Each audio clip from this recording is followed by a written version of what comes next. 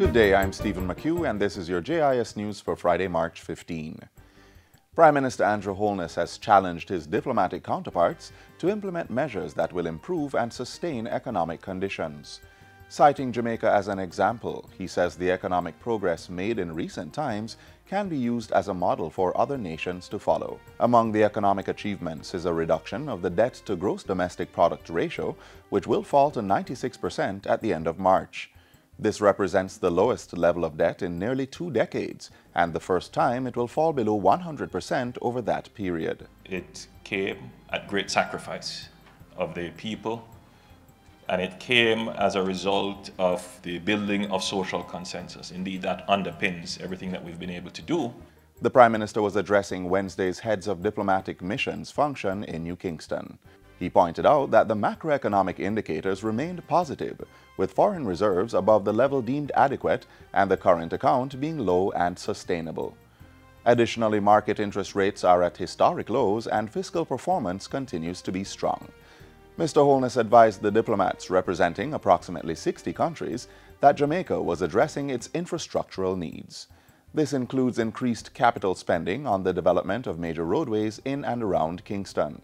He also highlighted that tourism continues to grow while government was taking significant steps to address crime. Diplomatic Week closes today. The observation commenced on Tuesday under the theme, Building Stronger Partnerships for Sustainable Development. The Housing Agency of Jamaica, HAJ, will be constructing 3,000 homes in the first quarter of the new financial year.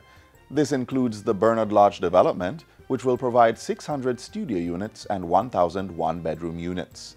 HAJ's Director of Technical Services, Rosemary Brown, says another 600 solutions will be constructed in Shooter Hill, St. Catherine. A mix of service lots, one-bedroom and two-bedroom houses. And these are to cater mainly to what we call the low-middle, upper-middle income households.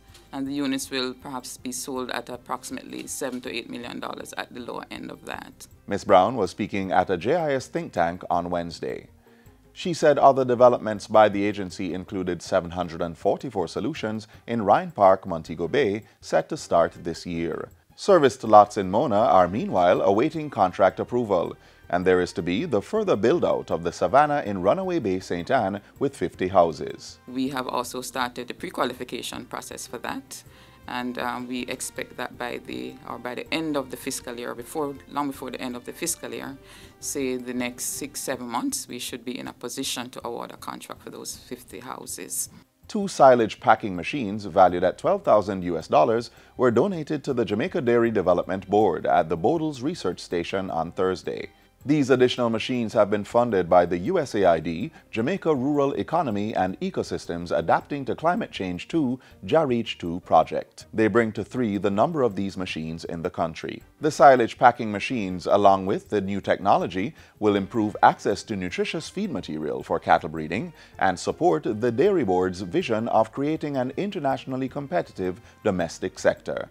So in welcoming this new addition of the silo press to the fleet of machinery, which can pack up to 50 tons of silage at a time, each time. 50 tons, one time. With this intensified conservation of forages and other feeds, we believe that we'll be able to stem production losses, particularly in the dry season. Reports indicate that since its introduction last September, the silo packer machine has been providing locally grown feed ingredients for over 50 farmers in St. Anne, Clarendon, St. Catherine, and St. Elizabeth. The Ian Fleming International Airport is now equipped with an airport rescue and firefighting vehicle to assist with the airport's emergency response program. The vehicle has a capacity of 6,000 liters of water, able to spray up to 58 meters, an acceleration of 0 to 50, and a stop speed of 71 miles per hour. The acquisition of the airport rescue and firefighting vehicle was an essential element in upgrading this airport. This vehicle facilitates a special category of firefighting involving the response, hazard mitigation, evacuation, and possible rescue of passengers and crew of an aircraft typically involved in an airport ground emergency. The Transport Minister was speaking at the commissioning of the Airport Rescue and Firefighting Vehicle for the Ian Fleming International Airport on Wednesday.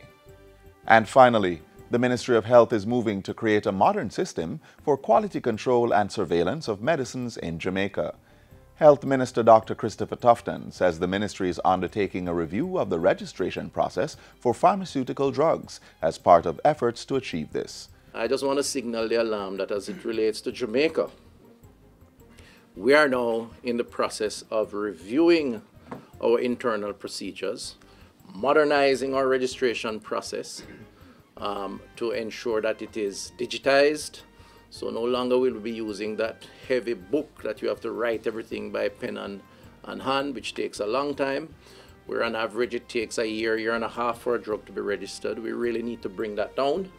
Dr. Tufton argues that post-market surveillance of pharmaceuticals is critical in guarding against the possibilities of errors or abuse and is in the interest of populations across the Caribbean.